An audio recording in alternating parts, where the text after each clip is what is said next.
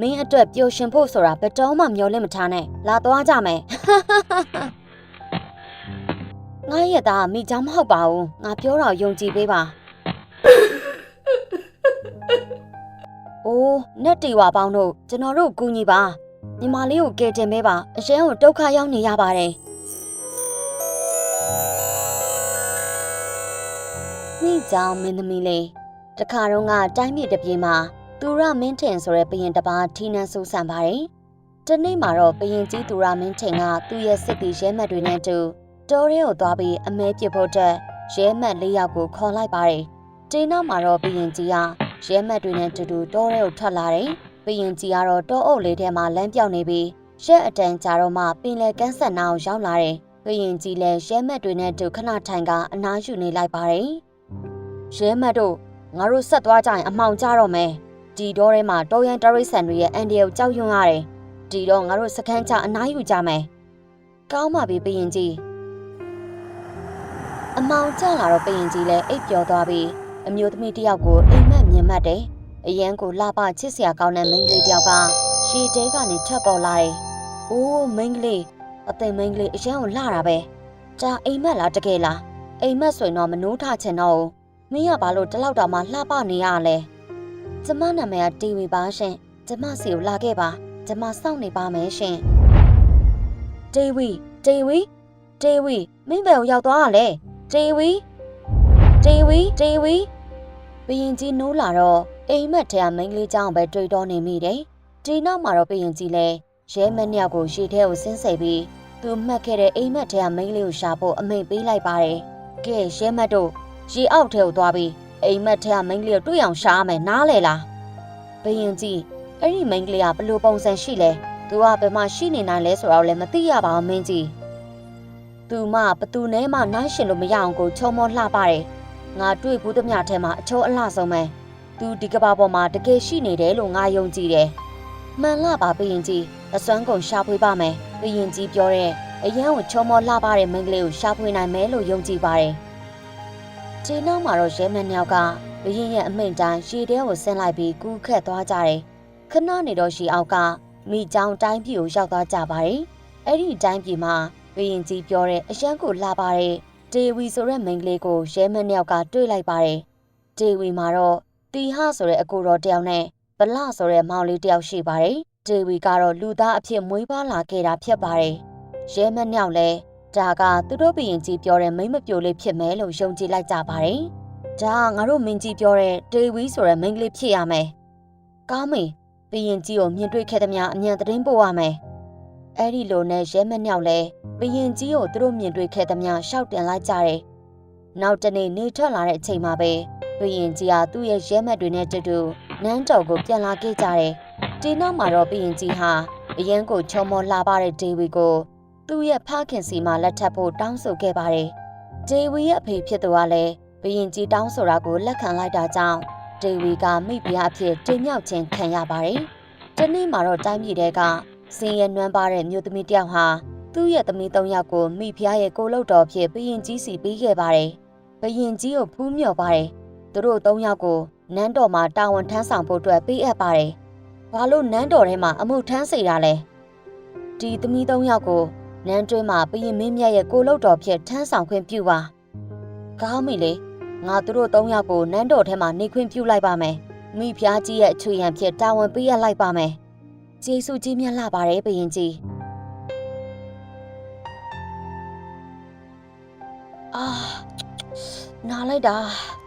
နားလိုက်တာလာကြပါဦးအထိန်တော်တို့နားလိုက်တာဘာဖြစ်နေရလဲမိဖုရားကြီးငါပိုက်အရန်နာနေပြီငါ့ကိုကျေးဇူးပြုပြီးတခုခုကူညီပေးပါမိဖုရားကြီးကကလေးမွေးတော့မယ်နန်းတော်မှာမင်းကြီးလည်းမရှိပါလားဘယ်လိုလုပ်ကြမလဲမိဖုရားအတွက်တခုခုစီစဉ်မရမယ်အချိန်မရှိဘူးငါ့ကိုမြင်မြန်ကူညီပါမောင်မမိတန်၃ယောက်လည်းအချင်းချင်းကူညီပေးကြတယ်သူတို့၃ယောက်ကမိဖုရားကြီးတေဝီသားလေးမွေးလာတာကိုသိလိုက်ရပြီအဲ့ဒီကလေးကတော်တော်ကန်ကောင်းတယ်ဆိုပြီးစိတ်လှုပ်ရှားနေကြတယ်ပြီးတော့တီတာက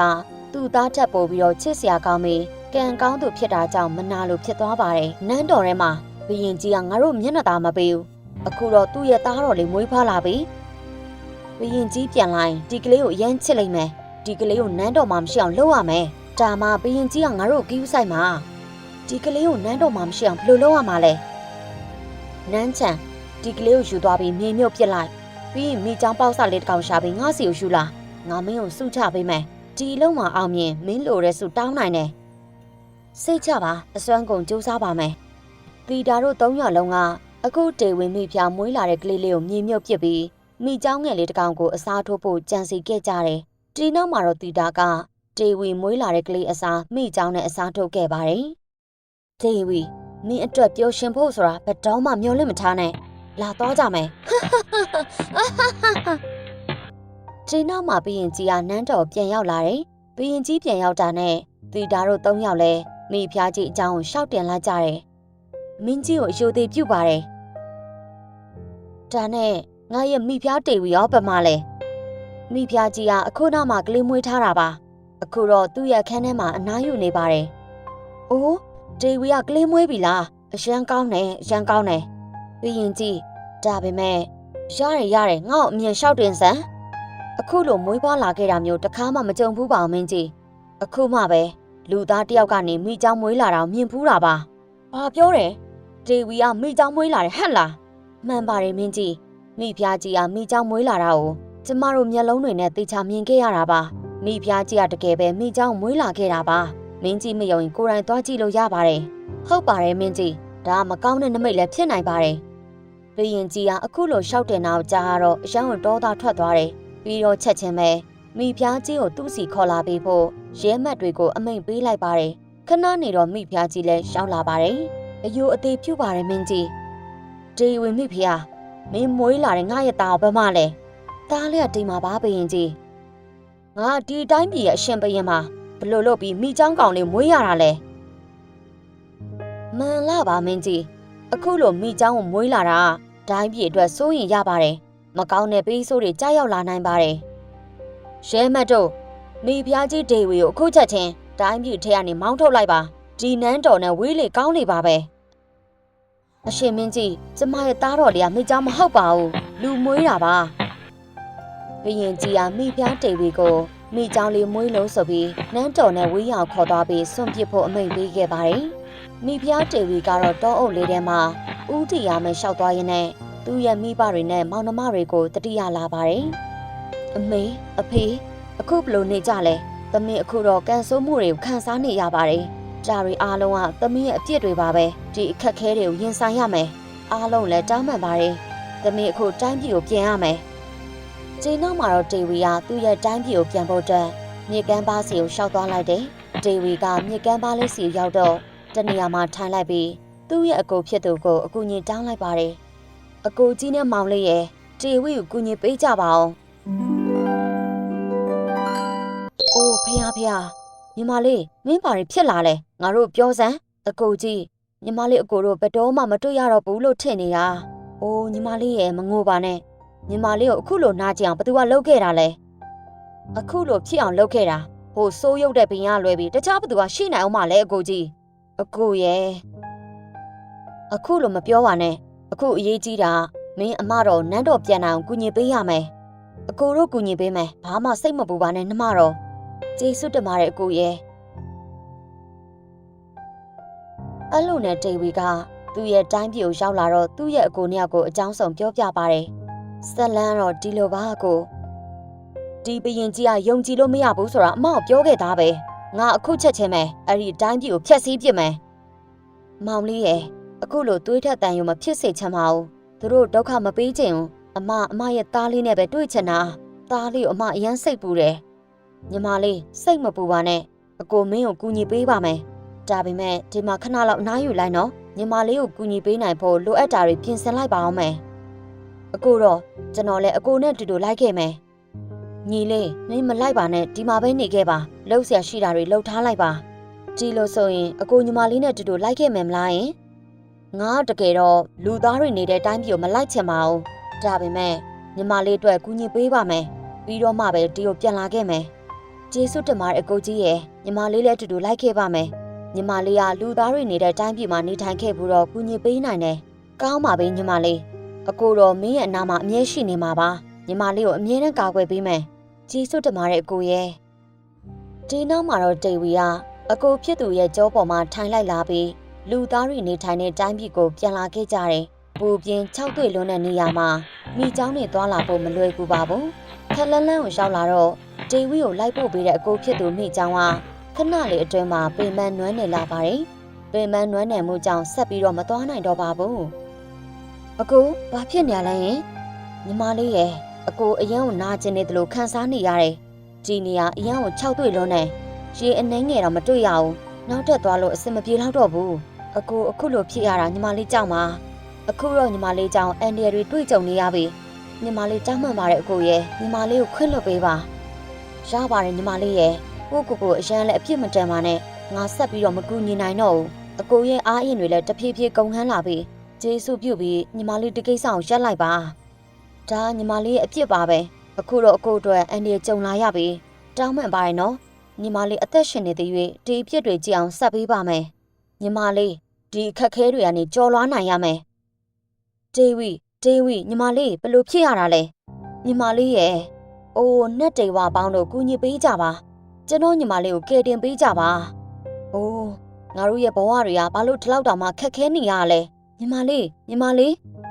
မိချောင်းကြီးရဲ့အကူညီတောင်းတန်ကိုတကြားမင်းအောင်ကြားသွားပါတယ်သူတို့နှစ်ယောက်လုံးကိုကယ်တင်ပေးဖို့ဆုံးဖြတ်လိုက်ပါတယ်ငါရဲ့တကူတော်ဖြစ်မင်းတို့နှစ်ယောက်စလုံးအေးချမ်းပါစေအေးချမ်းစွာအနားယူနိုင်ပါစေဘရင်ကြီးနဲ့မိချောင်းမင်းမီလေးဒေဝီသူတို့နှစ်ယောက်ကြားမှာတနာစရာကောင်းတဲ့အဖြစ်အပျက်တွေဖြစ်လာခဲ့တာပဲသူတို့ရဲ့အရင်အဖြစ်တွေအတွက်ပေးဆက်နေရတာပဲအလုံးစုံသောဆင်းရဲဒုက္ခမှလွတ်မြောက်ကြပါစေအခုချက်ချင်းသူတို့စီကိုသွားပြီးကိုကြီးကယ်တင်ပေးလိုက်ပါသူတို့နှစ်ယောက်ကိုလည်းကုသိုလ်ကောင်းမှုတွေမမေ့မလျော့ပြုလုပ်ကြဖို့လည်းတတိပေးလိုက်ပါနတ်သားကတကြားမင်းမာလိုက်တဲ့ဒေဝီတို့ကိုကူညီကယ်တင်ပေးဖို့အတွက်သူတို့နှစ်ယောက်ရှိတဲ့နေရာကိုရောက်လာပြီးချက်ချင်းပဲအသက်ပြန်သွင်းမိလိုက်ပါတယ်နတ်သားရဲ့တကူတော်ကြောင့်တီဟာနဲ့ဒေဝီတို့လည်းအသက်ပြန်ရှင်လာပါတယ်ပြီးတော့နတ်သားပဲသူတို့နှစ်ယောက်နေထိုင်ဖို့ပိတ်မှန်တော်ကိုခက်လန်းလန်းမှဖန်ဆင်းပေးလိုက်ပါတယ်အကူတော့အိုးဒေဝီညီမလေးမင်းတို့နှစ်ယောက်အခုအပြစ်နဲ့ဆင်းရဲဒုက္ခနဲ့လွတ်မြောက်သွားပါပြီအိုးအကိုနတ်တေဝါတွေကကူညီပေးခဲ့ကြတာပဲဟုတ်တယ်ညီမလေးအခုလိုကူညီပေးလို့နတ်တေဝါတွေကိုကျေးဇူးတင်ပါတယ်အခုတော့ငါတို့နှစ်ယောက်အသက်ပြန်ရှင်လာပြီအခုချိန်အားစပြီးမင်းတို့နှစ်ယောက်တီလာကိုစောင့်ထင်းပြီးတရားအားထုတ်ပါဒါမှမင်းတို့ရဲ့အပြစ်တွေအားလုံးကြည်မယ်တယောက်နဲ့တယောက်ကြည့်ဥဆိုင်ကြပါခတိပေးပါရရှင်ဘလူးတိုင်းပြည်ကဘလူးဘရင်ကြီးမှာတော့အရန်ကိုချစ်စရာကောင်းတဲ့မွေးစားသမီးလေးတယောက်ရှိပါတယ်ဘလူးကြီးကစန္ဒကိုအရန်ချစ်ပါတယ်သမီးလေးဘာလို့အခုလိုကြည်နေရလဲအခုလိုနေထိုင်ရတာပြောရဲ့လားသမီးပြင်းလိုက်တာဖေရဲ့သမီးတယောက်တည်းပဲကစားနေရတယ်အဖေကအမြဲတမ်းပြုံထွက်သွားတယ်အဖေတောင်းပန်ပါတယ်ကွယ်သမီးလေးနဲ့တူတူတစ်ချိန်လုံးအမြဲနေလို့မရပါဘူးကောင်းပြီလေအဖေသမီးလေးအတွက်တူတူဆော့ဖို့အတွက်တယောက်ယောက်ရှာပေးပါမယ်ဒါဆိုအဖေမရှိလဲသမီးလည်းမပြင်းရတော့ဘူးပေါ့တကယ်ပြောတာလားရင်အဖေအရန်ဝမ်းသာတာပဲသမီးတယောက်တည်းမနေရတော့ဘူးပေါ့နော်ဒီနောက်မှာတော့ဘလူးကြီးကသူ့ရဲ့သမီးလေးအတွက်အဖေါ်တယောက်ရှာဖို့ထွက်လာပါတယ်ခလန်းလန်းကိုရောက်တော့ဘလူးကြီးကဒေဝီကိုမြင်သွားပါတယ်ဘလူးကြီးလည်းအရန်ကိုလှပတဲ့ဒေဝီကိုကြည့်ပြီးသူ့ရဲ့တိုင်းပြည်ကိုခေါ်သွားလိုက်ပါတယ်ကျေးဇူးပြုပြီးငါ့ကိုသွားခွင့်ပေးပါအကိုကိုပြန်ပြုစုပေးမလို့ပါဒီတိုင်းရုတ်တရက်ပျောက်သွားရင်သူစိတ်ပူနေလိမ့်မယ်ကျေးဇူးပြုပြီးငါ့ကိုပြန်လွတ်ပေးပါအကိုစီသွားမလို့ပါဒါမင်းရဲ့ပြဿနာပဲငါပြဿနာမဟုတ်ဘူးမင်းငါရဲ့သမီးကိုကြည့်ဥဆိုင်ပေးစေချင်တယ်မင်းနဲ့မင်းအကိုထက်ငါရဲ့သမီးလေးကပိုရေးကြီးရဲ့ကွာငါသမီးလေးကိုမင်းကြည့်ရှုပေးရမယ်ဒေဝိသားလေးကိုမြေကြီးထဲမှာမြုပ်ထားတာနတ်သမီးလေးကမြင်တွေ့သွားပါတယ်နတ်သမီးလေးကအခုလိုလှုပ်ခဲကြတဲ့သူတွေကိုစိတ်ဆိုးသွားပြီးကလေးကိုမြုပ်ထားတဲ့နေရာစီချက်ချင်းသွားလိုက်ပြီးသူ့ရဲ့တကူနဲ့အသက်ပြန်ရှင်လာအောင်လှုပ်လိုက်ပါတယ်ကလေးလေးကချစ်စရာကောင်းလိုက်တာမင်းကိုပြုစုပြိုးထောင်ပေးပြီးမော်ပညာတွေသင်မင်းမယ်အနာဂတ်မှာမင်းကိုယ်တိုင်အသုံးချနိုင်ပြီးအကျိုးရှိလာပါလိမ့်မယ်ပြီးတော့မင်းရဲ့မိဘတွေနဲ့ပြန်တွေ့ခွင့်ရမယ်ဒီနောက်မှာတော့နတ်သမီးလေးကကောင်းမြတ်ကိုကလေးမွေးစားဖို့ပေးလိုက်ပြီးတန်အပ်တဲ့ပညာတွေသင်ကြားပေးဖို့ပါတာဝန်ပေးလိုက်တယ်ဒီလိုနဲ့တေဝီရဲ့သားလေးသူရိန်ကတဖြည်းဖြည်းရွယ်ရောက်ကြီးပြင်းလာတယ်သူရိန်ကိုစောင့်ရှောက်ပေးခဲ့တဲ့နတ်သားလေးအကြောင်းဆောင်ပြောပြဖို့အတွက်သူရိန်စီရောက်လာပါတယ်မင်းတို့ဒီနေ့အကြောင်းဆောင်ပြောပြချင်လို့ရောက်လာခဲ့တာပဲမင်းအမေကိုသွားရှာရမယ်ကျွန်တော်ရဲ့အမေကစူရိယာနတ်သမီးပဲမဟုတ်ဘူးလားအကို ဟုတ်ပါတယ်မင်းသားလေးငါမင်းရဲ့အမေအကြောင်းအကုန်ပြောပြဖို့တရုတ်ရောက်လာခဲ့တာအမှန်တရားကိုသိရဖို့အချိန်တန်ပြီမင်းအမေကတကယ်တော့မိဖုရားတစ်ပါးပါအခုတော့ဘလူးကြီးရဲ့ဖမ်းဆီးတာကိုခံရရတယ်အဲ့ဒါကြောင့်မင်းအမေကိုအမြန်ရှာရမယ်ကောင်းပါပြီကျွန်တော်အမြန်ဆုံးသွားလိုက်ပါမယ်ဒီနောက်မှာတော့သူရိန်လည်းသူ့ရဲ့တငယ်ချင်းဖြစ်သူနဲ့တူတူငှက်ကြီးကိုစီးပြီးတော့ဘလူးတိုင်းပြည်ကိုသွားလိုက်ပါတယ်သူရိန်ကတော့အမေဖြစ်သူနဲ့အရန်ကိုတွေ့ချင်နေပါတယ်တိတ်မကြခင်မှာပဲဘလူးတိုင်းပြည်ကိုရောက်လာခဲ့ကြတယ်ဟေးဘလူးကြီးငါအမေကိုအခုပြန်လွတ်ပေးလိုက်စမ်းငါပြောတာကြားရလားဩဒီကောင်လေးသူ့အမေကိုလာရှာတာဖြစ်လိမ့်မယ်ဘလူးကြီးငါအမေကိုပြန်လွတ်ပေးလိုက်ပါမင်းမနာကျင်ချင်ဘူးဆိုရင်တော့ငါပြောတာသဘောတူရမယ်ဟာဟာဟာမင်းရဲ့တတ္တိကိုတော့ငါလေးစားတယ်မင်းအမေကိုပြန်လို့ချင်တယ်ဆိုရင်ငါ့ကိုနိုင်အောင်တိုက်ရမယ်မဟုတ်ရင်ငါသူ့ကိုပြန်မပေးနိုင်ဘူးကွာငါသူနဲ့တိုက်ခိုက်မှရမယ်တတိထားပါမင်းသားလေးဒီနောက်မှာတော့မင်းသားလေးကဘလူးကြီးနဲ့တိုက်ခိုက်ပါတယ်ခဏကြာတော့မင်းသားလေးကဘလူးကြီးကိုအနိုင်ရသွားပါတယ်ကဲဘလူးကြီးအခုမင်းရှုံးသွားပြီငါအမေကိုပြန်ခေါ်သွားရလိမ့်မယ်နောက်ဆုံးမှာတော့မင်းသားလေးကအမေဖြစ်သူနဲ့အတူတူတွေ့ဆုံခဲ့ရပါတယ်မင်းသားလေးလည်းမိခင်ဖြစ်သူကိုနန်းတော်ကြီးစီပြန်ခေါ်သွားလိုက်ပြီးသူ့ရဲ့ခမဲတော်ကိုအမှန်တိုင်းပြောပြလိုက်ပါတယ်ဘရင်ကြီးအကြောင်းစုံသိလိုက်တဲ့အချိန်မှာတော့ရဲမတ်ကိုချက်ချင်းပဲအမိန့်ပေးလိုက်ပါတယ်ရဲမတ်တို့ကလေးကိုရဲရဲဆက်ဆက်မြေမြုပ်တတ်ခဲ့တဲ့ကိုလောက်တော်3ယောက်ကိုချက်ချင်းကောင်းဖြတ်တတ်စေကောင်းပါပြီဘရင်မင်းကြီးမိဖုရားကြီးတေဝီရဲ့ငါ့ကိုခွင့်လွတ်ပါအခုအစပြီးမင်းတို့ပြောင်းထားပြီးကြည့်ဆိုင်ပါမယ်ငါနှလုံးသားမင်းနဲ့မင်းရဲ့သားလေးအတွက်ပါပဲအခုအားလုံးပြီးသွားပါပြီအရင်ကအကြောင်းတွေဆက်ပြီးမတွေးချင်တော့ပါဘူးမင်းကြီးအခုအစပြီးငိမ့်ချမ်းစွာနေထိုင်ကြရအောင်ပါသားတော်လေးဒီနောက်မှာတော့ဘရင်ကြီးကသူ့ရဲ့သားတော်လေးနဲ့တူတူတိုင်းပြည်ကိုအုပ်ချုပ်ရင်းပျော်ပျော်ရွှင်ရွှင်နေထိုင်လာခဲ့ပါတယ်မင်းသားလေးကသူ့ကိုအဆဆရရကူညီပေးခဲ့တဲ့တငယ်ချင်းလည်းဖြစ်သူ့ရဲ့အကိုလိုလည်းဖြစ်တဲ့ကောင်းမြတ်ကိုလည်းနန်းတော်ခေါ်လာခဲ့ပြီးနန်းတော်ထဲမှာပဲနေထိုင်စေခဲ့ပါတယ်။ကောင်းမြတ်ကမင်းသားလေးကိုအပြန်လဲကူညီပေးရင်းကျေးဇူးပြုပူးခဲ့ပါတယ်။မကောင်းတာလုပ်တဲ့သူတွေကမကောင်းမှုကပေးတဲ့ပြစ်ဒဏ်ကိုခံကြရပါတယ်။ကောင်းမှုကိုလုပ်တဲ့သူစိတ်ကောင်းရှိတဲ့သူကတော့အချိန်တန်တာနဲ့ကောင်းတဲ့အကျိုးတွေကိုခံစားရမှာကမလွဲမသွေပါရှင်။ဟုတ်ကဲ့ပါရှင်။မမလီတီခင်တို့ရဲ့ Lady SLS Channel ကိုကြည့်နေတဲ့ပရိသတ်တွေအားလုံးစိတ်ချမ်းသာခြင်းကိုယ်ကျန်းမာခြင်းနဲ့ပြည့်စုံကြပါစေ။နောက်ဗီဒီယိုမှာပြန်တွေ့ကြမယ်နော်။